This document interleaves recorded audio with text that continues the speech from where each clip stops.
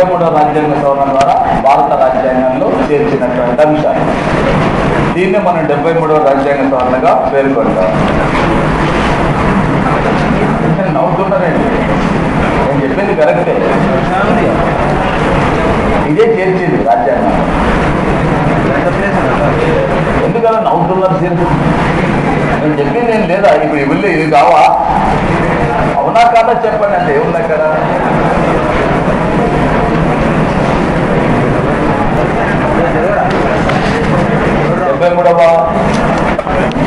రాజ్యాంగ సవరణ ద్వారా చేర్చబడినటువంటి అంశాలు ఏవైతున్నాయో ఇవి మీరు నేను బోర్డు మీద ఎలా రాసినానో అలానే రాసుకొని తర్వాత 74వ రాజ్యాంగ సవరణ చెప్పేటప్పుడు కూడా దానికి ఎదురుగానే రాయండి.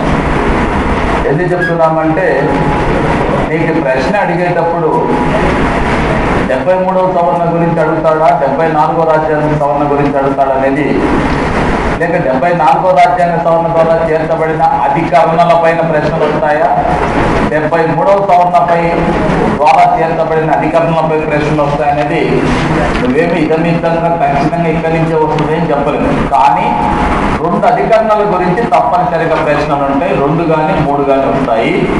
ఏ అంశం గురించి అడిగినా కూడా మనం రాయొచ్చు. దీనికి మనకి ఈజీగా వచ్చే మార్కులు ఇది. మీకు ప్రస్తుతం ఈ బోర్డు మీద ఉన్న అంశాలు చూసి అందులో ఏబీసీలు ఉన్నాయి. వాస్తవం కానీ మీరు కరెక్ట్గా ఆలోచన చేసి ఏబీసీలు ఉన్నాయి, ఏం లేవు.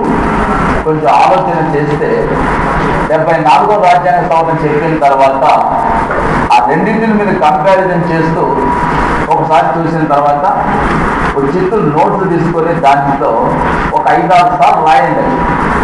చూడకుండా మీకు ఒక 2 మార్కులు అంటే ఖచ్చితంగా 2 లేక 3 మార్కులు మన జేబులో ఉన్నట్టే లెక్క.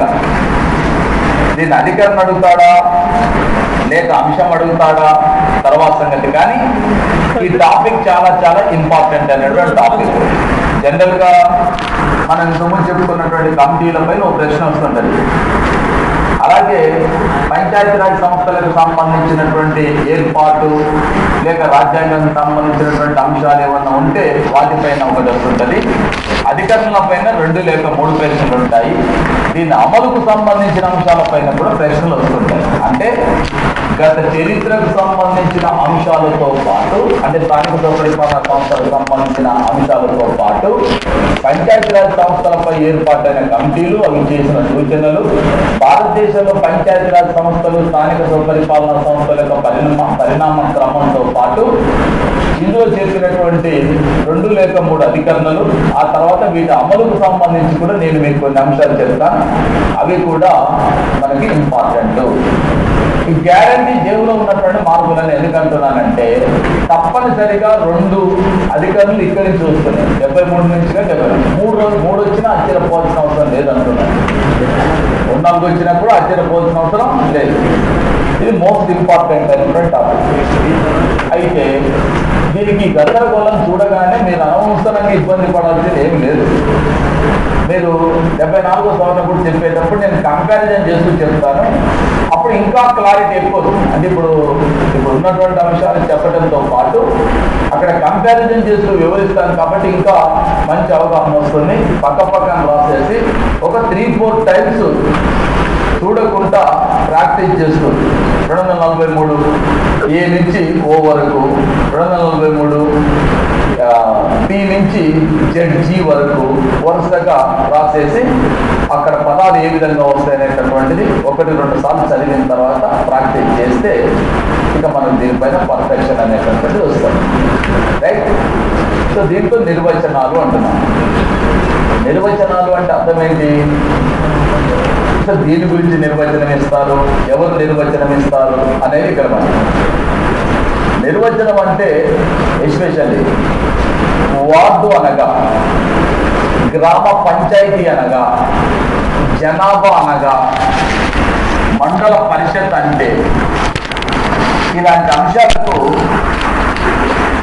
రాష్ట్ర గవర్నరు ఒక నోటిఫికేషన్ ఇచ్చి తద్వారా దీనికి సంబంధించిన నిర్వచనాలు ఇస్తే దానిపైన చట్టం చేసేటటువంటి అధికారం రాష్ట్ర శాసనసభకు ఉంటుంది.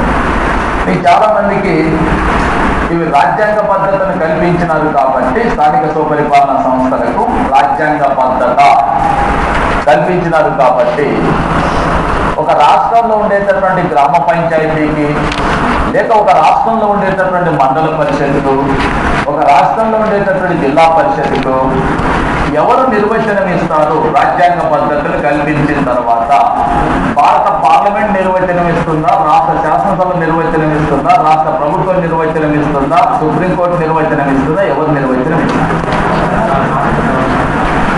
అంటే మీకు అన్నిటికీ సర్వరోగ నివారణ తెలిసినందుకు అన్నిటికీ ఒకటే మందు, ఒకటే అంశం నేను చెప్తాను.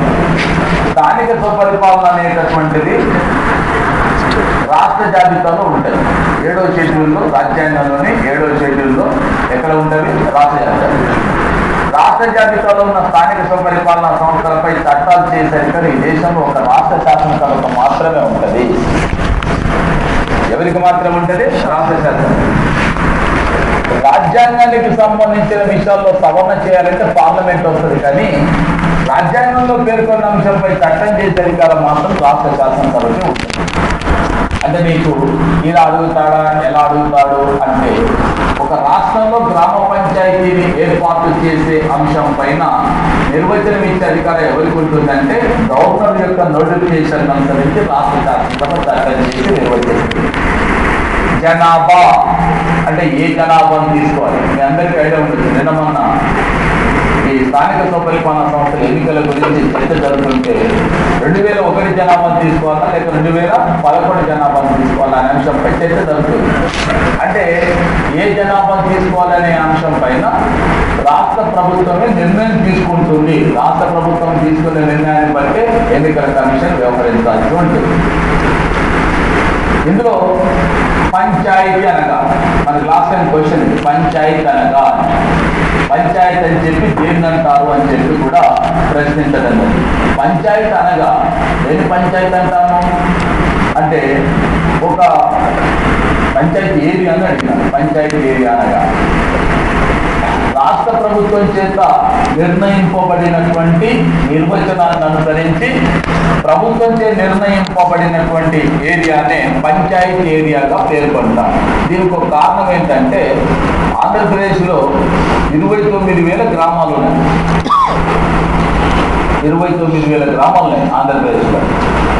కానీ గ్రామ పంచాయతీల సంఖ్య ఎంత ఉంది? ప్రస్తుతం వరకు 21,973 ఉన్నాయి. యాజ్ ఆన్ టుడే ఉన్న లెక్కల ప్రకారం రేపు గ్రామ పంచాయతీ ఎన్నికలు జరిగేటప్పుడు ఇవి ఇలాగే ఉండవచ్చు, ఇవి మారవచ్చు కూడా, మారే అవకాశం కూడా ఉంటుంది. అంటే ఖచ్చితంగా ఇప్పుడున్న పాత లెక్కల ప్రకారమే నేను చెప్తున్నాను. గ్రామాలు వేరు, గ్రామ పంచాయతీలు వేరా? వేరు సార్. అంటే ఖచ్చితంగా వేరు. గ్రామ పంచాయతీ అంటేనేమో 2-3 గ్రామాలు, గ్రామ పంచాయతీ పరిధికి వచ్చేటటువంటి ఊర్లన్నీ. గ్రామం అంటేనేమో అది ఏదో ఒక గ్రామ పంచాయతీ ఏరియా కిందికి వస్తుంది. గ్రామానికి గ్రామ పంచాయతీకి ఉండే తేడా, గ్రామ పంచాయతీ ఏమో పరిపాలనా ప్రాంతము, గ్రామమేమో గ్రామ పంచాయతీ లోపల ఒక భాగం మాత్రమే గ్రామం. గ్రామ పంచాయతీ అనేది ఒక సంస్థ, ఒక యూనిట్, దాంట్లో ఒక భాగమే గ్రామం. కాబట్టి గ్రామ పంచాయతీ వేరు, సాధారణ గ్రామం వేరు. వాటన్నిటి గురించి కూడా రాష్ట్ర శాసనసభ చట్టం చేసి నిర్వచనం ఇస్తుంది. ఇకపోతే గ్రామ సభ అంటున్నాం. గ్రామ సభ అంటే ఇది గ్రామ పంచాయతీకి శాసన శాఖ వంటిది. గ్రామ పంచాయతీకి శాసన శాఖ వంటిది. గ్రామ పంచాయతీకి ప్రాతిపదిక, గ్రామ పంచాయతీకి ప్రాతిపదిక. ప్రత్యక్ష ప్రజాస్వామ్యానికి ప్రతీక, ప్రత్యక్ష ప్రజాస్వామ్యానికి ప్రతీక. ప్రత్యక్ష ప్రజాస్వామ్యానికి ప్రతీక, గ్రామ పంచాయతీకి ప్రాతిపదిక, గ్రామ శాసన శాఖ.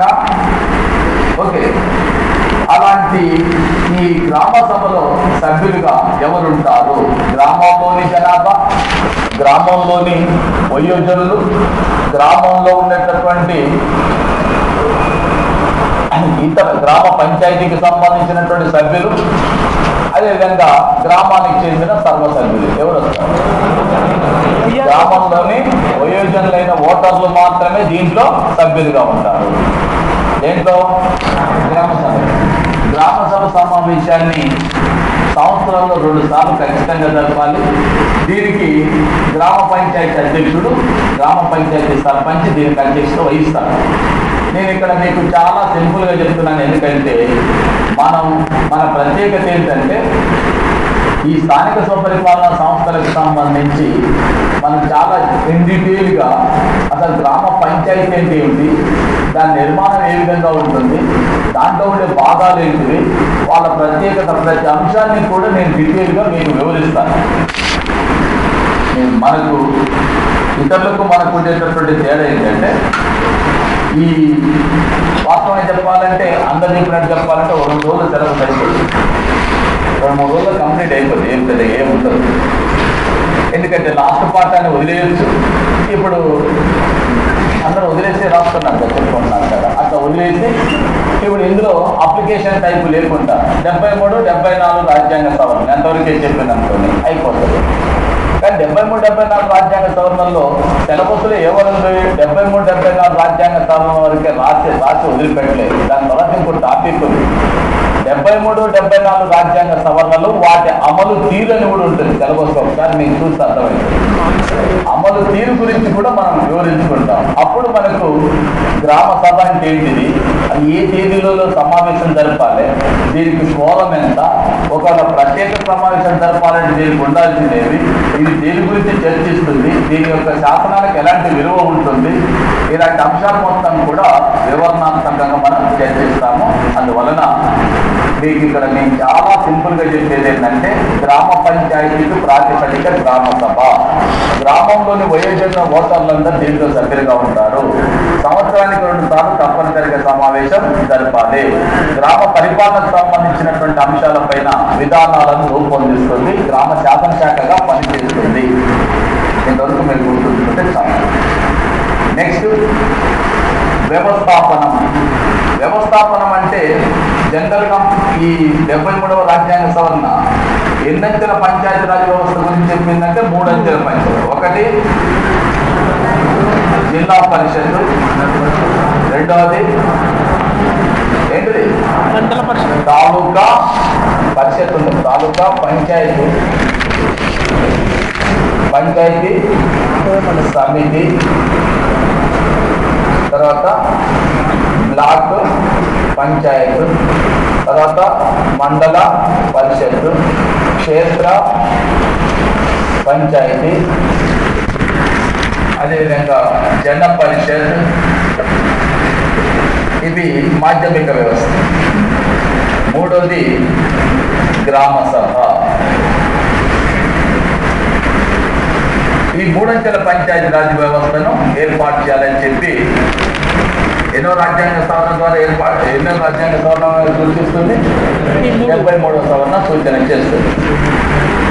సో ఇక్కడ ఏంటంటే ఈ మాధ్యమిక పంచాయతీ ఏదైతే ఉందో, మాధ్యమిక పంచాయతీ సంస్థ ఏదైతే ఉందో, భారతదేశంలో 20 లక్షల కంటే తక్కువ జనాభా కలిగిన ప్రాంతాలలో ఈ మాధ్యమిక వ్యవస్థ ఏర్పాటుకు మినహాయింపు కలదు. అంటే వాటిని ఏర్పాటు చేయడం తప్పనిసరి కాదు. ఇక్కడ 20 లక్షల కంటే తక్కువ జనాభా కలిగిన రాష్ట్రాల్లో వేటికి మినహాయింపు ఉంది, మాధ్యమిక వ్యవస్థకు మినహాయింపు కాదు. ఓకే, ఎంతకంటే జనాభా తక్కువ ఉంటే 20 లక్షలు. మామూలుగానైతే దేశవ్యాప్తంగా కూడా ఎన్ని రకాల పంచాయతీలు ఏర్పాటు చేసినాము, 3 రకాలు. ఏంటేంటివి? జిల్లా పరిషత్, మాధ్యమిక వ్యవస్థ, గ్రామ పంచాయతీ. ఈ 3 రకాల వ్యవస్థను ఏర్పాటు చేయడం జరిగింది. ఎక్కడ మినహాయింపు ఉంటుంది? ఏ వ్యవస్థకు మినహాయింపు ఉంటుంది? మాధ్యమిక వ్యవస్థ. తర్వాత దీని నిర్మాణం ఎలా జరపాలి అంటే, దీంట్లో ఉండేటటువంటి సభ్యులు, జిల్లా పరిషత్తులో ఉండే సభ్యులు, దీంట్లో ఉండేటటువంటి సభ్యులు, అలాగే గ్రామ సభకు సంబంధించిన సభ్యులు అందరూ కూడా ప్రత్యక్ష పద్ధతిపై ఎన్నుకోబడతారు.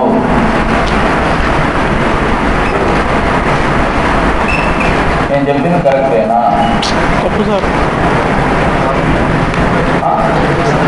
ఏడా సార్ జెడ్పీటీసీ పరోక్షంగా ఎన్నుకుంటున్నాం కదా. అందుకే నేను చెప్పింది కరెక్టేనా?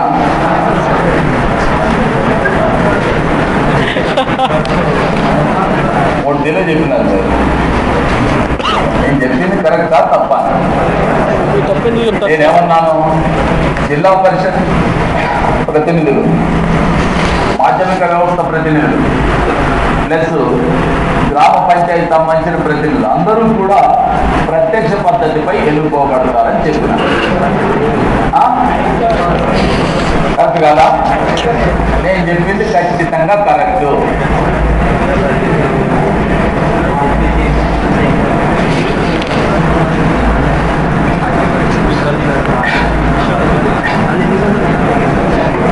తప్పలో చెప్పకండి, నాకు చెప్పండి సార్. I can understand. కరెక్టే సార్.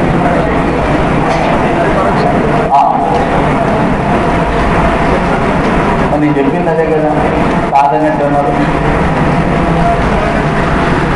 ప్రతినిధులు అనేది పేరు. ప్రతినిధులు అంటే జడ్పీటీసీ సభ్యులు, ఎంపీటీసీ సభ్యులు, గ్రామ వార్డు సభ్యులు ప్రతినిధులు అంటారు. జిల్లా పరిషత్ అధిపతి, మండల పరిషత్ అధిపతులు పరోక్ష పద్ధతిపై ఎన్నుకోబడతారు. గ్రామ పంచాయతీ సర్పంచ్ ప్రత్యక్ష పద్ధతిపై ఎన్నుకోబడతారు. వాళ్ళ అధిపతులు. అందులో ఉండేటటువంటి వారిని ఏమంటామో ప్రతినిధులు అంటాము.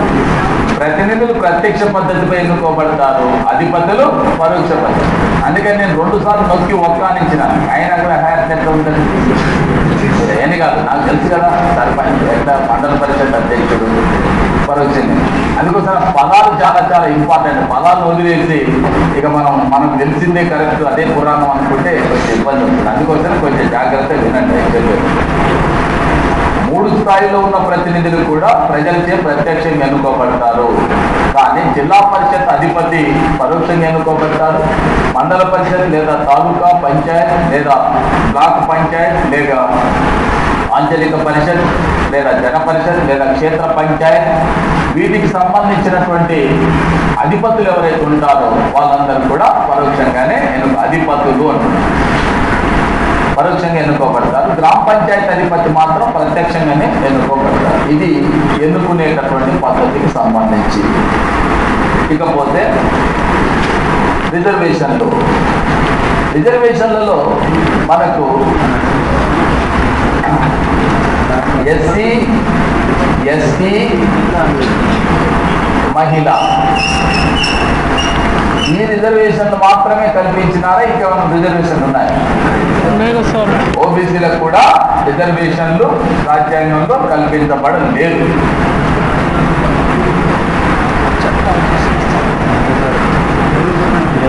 నేను చెప్పింది కరెక్టే. భారత రాజ్యాంగం ఎండిపోయిన తర్వాత చూడండి, 243(d)లో రిజర్వేషన్ల దగ్గర ఈ 3 అంశాలు మాత్రమే ఉంటాయి. ఏంటి అంశాలు? ఎస్టీ జనాభా ప్రాతిపదికపై, ఎస్టీ జనాభా ప్రాతిపదికపై మహిళలకు 1/3, ప్రస్తుతం 50% రిజర్వేషన్ కల్పించేటటువంటి అంశం పైన మాత్రమే ఉంటుంది. ఓబీసీ రిజర్వేషన్ల గురించి ఇక్కడ ఉండదు. ఓబీసీ రిజర్వేషన్లు చేసేటటువంటి అధికారం రాష్ట్ర ప్రభుత్వాలకు ఉంటుంది. రాష్ట్ర ప్రభుత్వం చట్టం చేసే రిజర్వేషన్ చేయవచ్చును.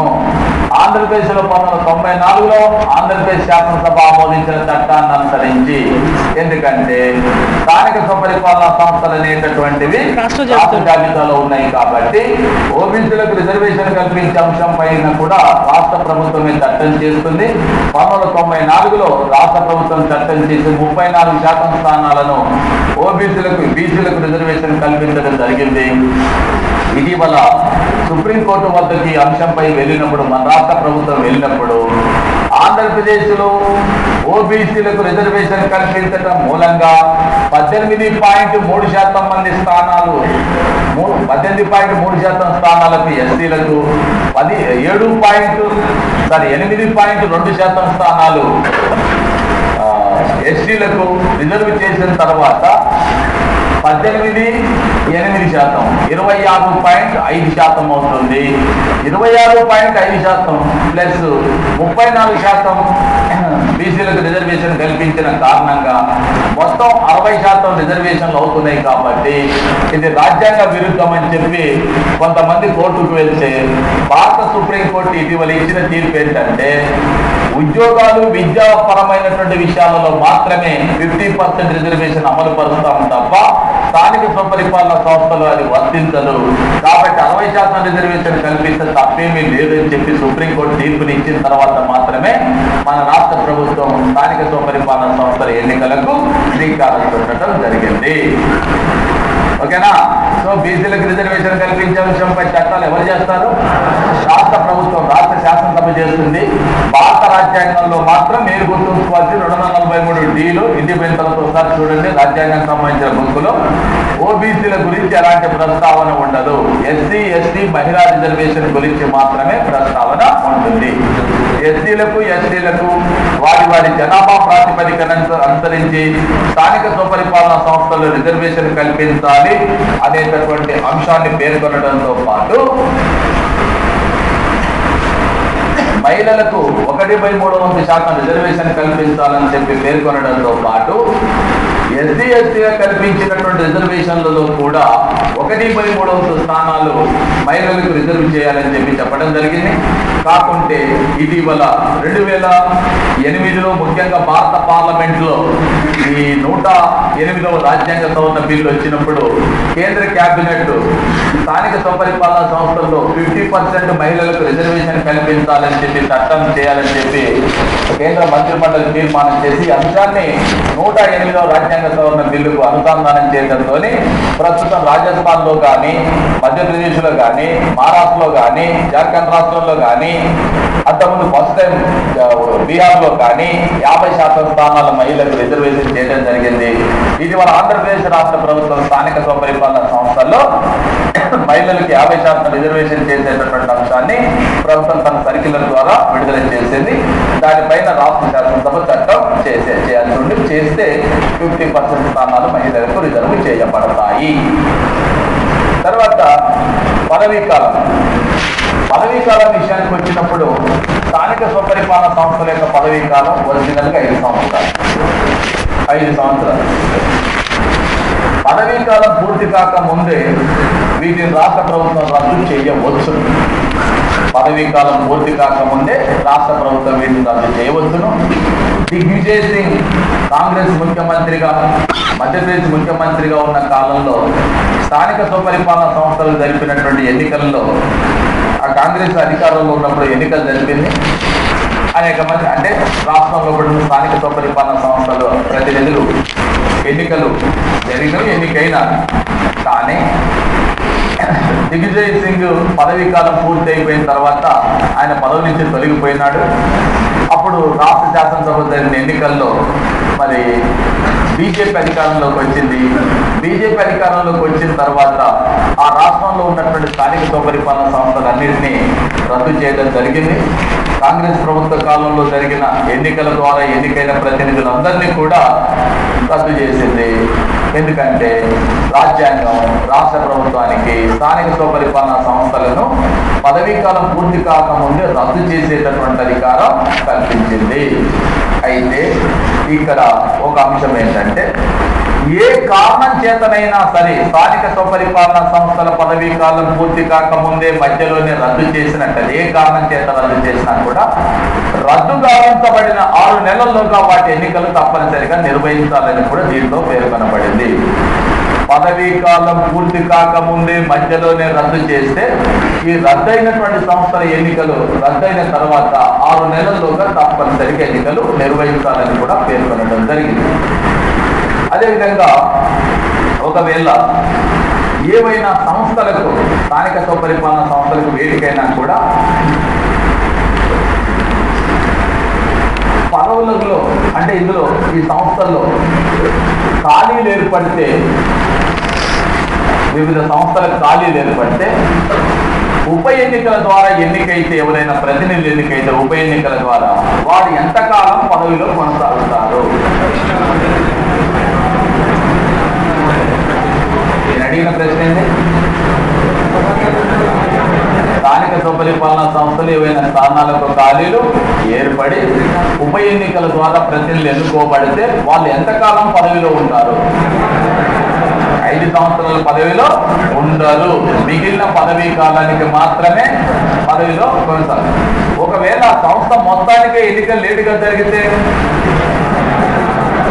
ఎంతకాలం ఉండొచ్చు? 5 సంవత్సరాలు ఉండవచ్చు. ఆంధ్రప్రదేశ్లో ఉన్నటువంటి అన్ని మున్సిపాలిటీలు, అన్ని కార్పొరేషన్లు, అన్ని గ్రామ పంచాయతీలు, అన్ని మండల పరిషత్తులు, అన్ని జిల్లా పరిషత్తులు అన్ని రద్దయినాయి. ఒకే ఒక సంస్థ ఇప్పుడు పదవిలో కొనసాగుతుంది. అది Hyderabad municipal corporation. Hyderabad municipal corporation ఒక్కటే ప్రస్తుతం ఆంధ్రప్రదేశ్లో పనిచేస్తున్నటువంటి స్థానిక స్వపరిపాలనా సంస్థ.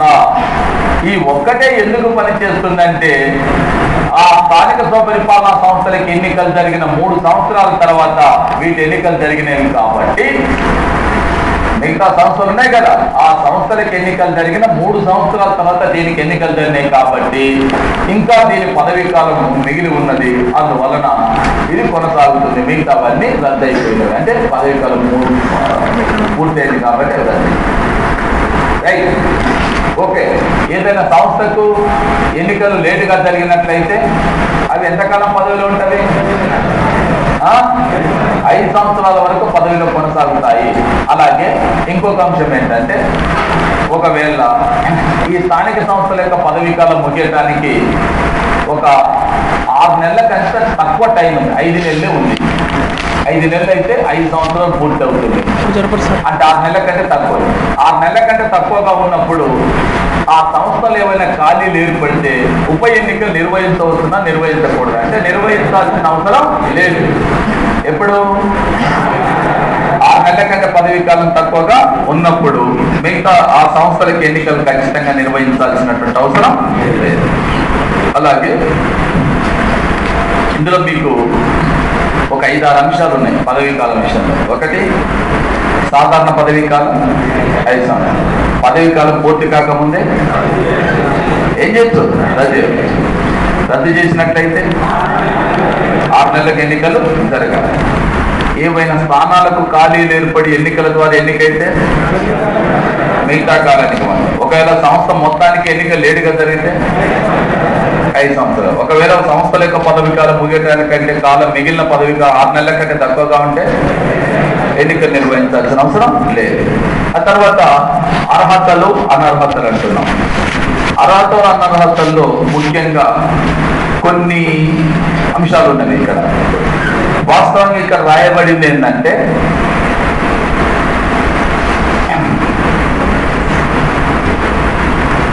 పార్లమెంటుకు, శాసనసభలకు పోటీ చేసే అభ్యర్థులకు వర్తించే అర్హతలు, అనర్హతలన్నీ కూడా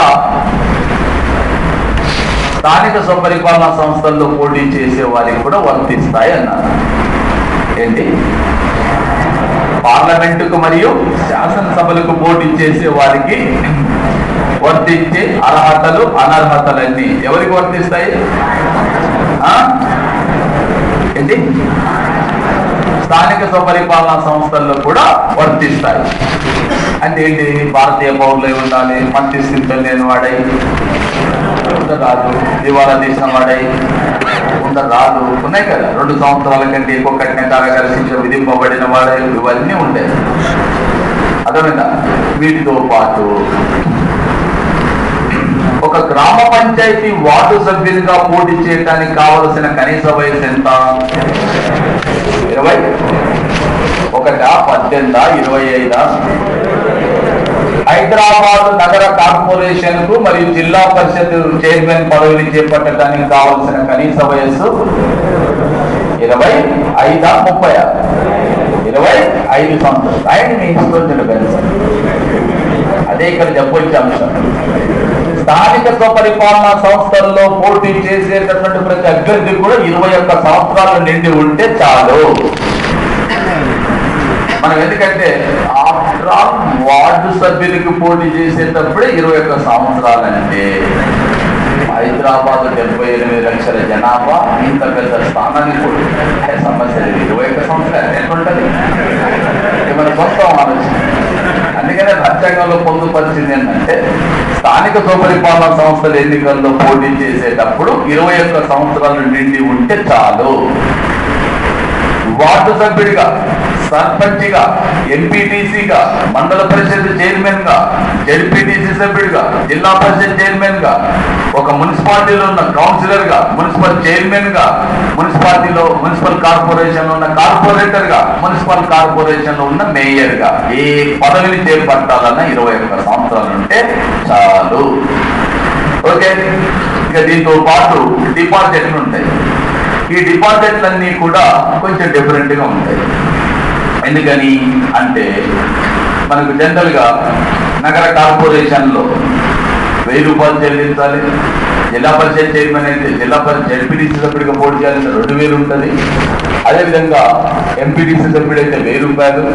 అదేవిధంగా సర్పంచ్ అంటే 200, వార్డు సభ్యులు అంటే 60 రూపాయలు. డిపాజిట్ దేనికైనా చెల్లించాల్సిందే. ఇప్పుడు నేను చెప్పిన అన్నింటిలో కూడా ఎస్సీ ఎస్టీ సభ్యులకు 50% వర్తిస్తుంది. అయితే 60 రూపాయలు అంటే విషయం ఏంటంటే 60 రూపాయలు కాదు, ఎస్సీ ఎస్టీ అభ్యర్థులు వార్డు సభ్యులుగా పోటీ చేసేటప్పుడు డిపాజిట్ లేదు. డిపాజిట్ అనేటటువంటిది లేదు. కాబట్టి ఎవరైనా నామినేషన్ వేయచ్చు, మీరు కానీ నేను కానీ ఎవరైనా. నేను వేయకూడదు, అందుకే రాజీనామా చేసేయాలి. రైటా? ఇకపోతే వేయకూడదు. ఆయన గవర్నమెంట్ ఎంప్లాయీ అబ్బా. నీదేం పోయిందమ్మా? రాజీనామా చేయండి. నన్నేంది భారత రాష్ట్రపతి కూడా రాజీనామా చేయండి.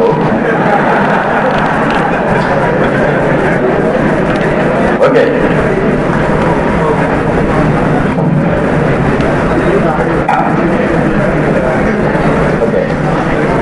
నాకు దీనికి మించిన సాటిస్ఫాక్షన్ దీంట్లో కూడా లేదు.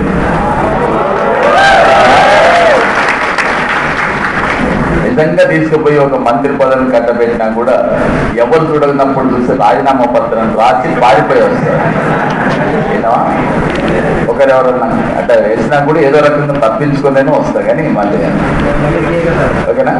మనిషికి ఏ పనిలో సాటిస్ఫాక్షన్ ఉంటుందో దాన్నే చేపట్టాలి. బలవంతపు అంశాలను చేపట్టినప్పుడే సమస్యలు వస్తాయి అన్నమాట. రైట్? తర్వాత ఇంకొక అంశం ఏంటంటే ఈ అర్హతల అనర్హతల్లో ఆఫ్టర్ 95 అంటే 1995 అంటే 95 నుండి ఆఫ్టర్ అంటే మళ్ళీ అర్థం మారిపోతుంది. 1993 ఈ చట్టం అమల్లోకి వచ్చింది. 93 ఈ చట్టం అమల్లోకి వచ్చిన తర్వాత చెప్పబడింది ఏంటంటే ఈ చట్టం అమలులోకి వచ్చిన 1 సంవత్సరం తర్వాత అంటే 94 తర్వాత ఏ వ్యక్తికైనా సరే 2 కంటే ఎక్కువ సంతానం కలిగినట్లయితే వారు ఎన్నికల్లో పోటీ చేయడానికి అర్హులు కాదు. తర్వాత నేను చెప్పేది ఏంటంటే 94 తర్వాత 2 కంటే ఎక్కువ సంతానం కలిగితే, నేను చెప్పే దాంట్లో చాలా అర్థాలు ఉన్నాయి. అంతకుముందు 2 కంటే ఎక్కువ సంతానం ఉంటే చేయొచ్చు, 94 తర్వాత కలిగితే చేయకూడదు. ఒక ఆయన కూడా అడిగినారు, మరి సార్ చాలా మంది 2, 3, 4 సంతానం ఉన్నారు సార్, వాళ్ళు ఎట్లా చేస్తున్నారు అని అంటే చేస్తారు. లాలూ ప్రసాద్ యాదవ్కి ఒక క్రికెట్ టీం ఉంది, మరి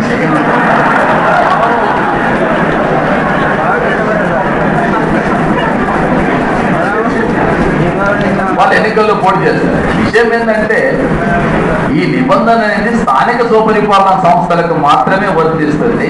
చట్టబద్ధమైన సంస్థలైనటువంటి పార్లమెంట్ లేదా శాసనసభలకు ఇది వర్తించే అవకాశం లేదు. అర్థమైందని చెప్పింది. ఎవరికి మాత్రమే వర్తిస్తుంది? స్థానిక స్వపరిపాలనా సంస్థలకు కూడా ఎప్పటి తర్వాత 2 కంటే ఎక్కువ సంతానం. రైట్? ఇకపోతే ఎక్కడైతే ఎన్నికల్లో పోటీ చేస్తున్నామో ఆ సంస్థ పరిధిలో ఓటర్గా నమోదై ఉండాలి. అది చాలా ఇంపార్టెంట్. మన రాష్ట్రంగా భారతీయ పౌరుడై ఉండాలని చెప్తుంటాను. అలా చెప్పేటప్పుడు ఎవరైనా సరే ఖచ్చితంగా ఆ సంస్థ పరిధిలో పట్ట ఓటర్గా నమోదై ఉండాల్సి ఉంటుంది. ఓటర్గా నమోదై ఉండాలి. 21 సంవత్సరాల వయసు కలిగి ఉండాలి. 1994 తర్వాత 2 కంటే ఎక్కువ సంతానం కలిగి ఉండరాదు. రాష్ట్ర ప్రభుత్వం చేత నిర్ణయించబడిన ఇతర రాతలు అదేవిధంగా డిపాజిట్లు ఏవైతున్నాయో అవి చెల్లించినటువంటి వ్యక్తులు మాత్రమే పోటీ చేయడానికి అర్హులు. ఇక దీని తర్వాత అధికారాలు అంటున్నాం. ఇందులో మీరు అధికారాలు అన్నప్పుడు ఒకటే ఒక అంశం, 11వ షెడ్యూల్లో పేర్కొన్న, ఏం చెప్తున్నాను, 11వ షెడ్యూల్లో పేర్కొన్న 29 అంశాలపైన స్థానిక స్వపరిపాలనా సంస్థలకు రాష్ట్ర ప్రభుత్వాల అధికారాలు బదిలీ చేయాల్సి ఉంటుంది. ఓకే, ఈ 29 అంశాల్లో కూడా మీరు బాగా అంటే ఐడియా ఉండాల్సింది ఏంటంటే 8 అంశాలు వ్యవసాయానికి సంబంధించి ఉంటాయి.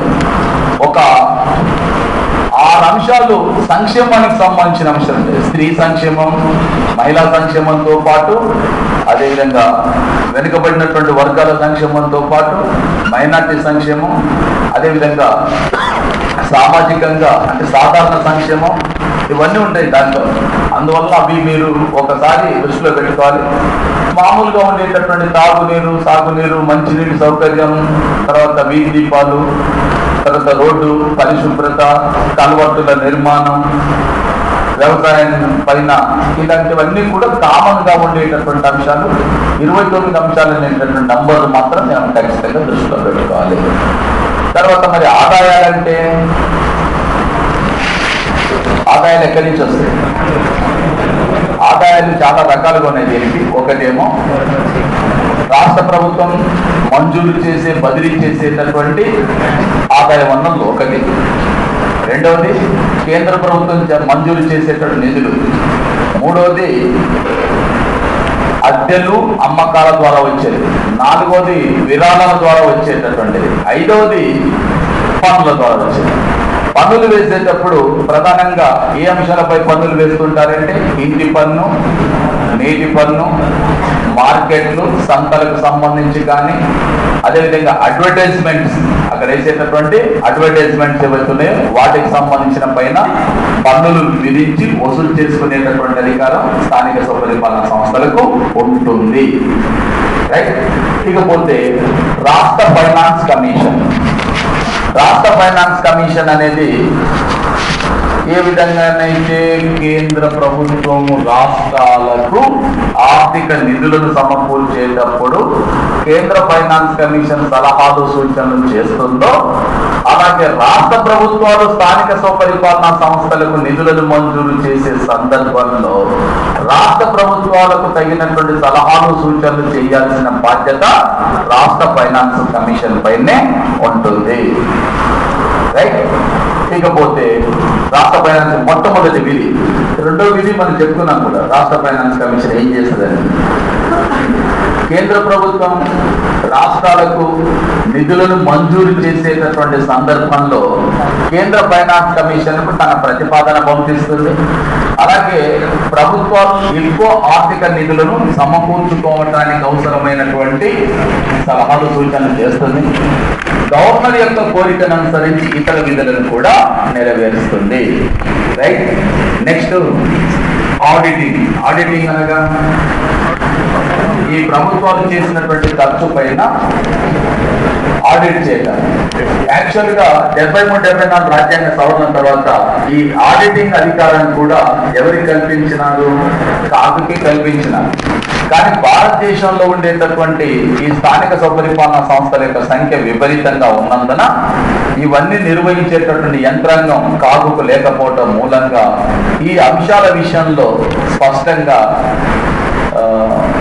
3 పద్ధతుల ద్వారా ఆడిటింగ్ చేస్తున్నారు. ఒకటేమో లోకల్ ఫండ్ ఆడిట్, రెండవది శాఖాపరమైన ఆడిట్, మూడవది జనరల్ ఆడిట్ ద్వారా ఈ 3 పద్ధతుల ద్వారా ఆడిటింగ్ చేపిస్తున్నారు. ఒక హైదరాబాద్ నగర కార్పొరేషన్ సంబంధించిన కొన్ని అంశాలను మాత్రమే కాదు పరిశీలన చేస్తున్నది. రైట్. ఓకే.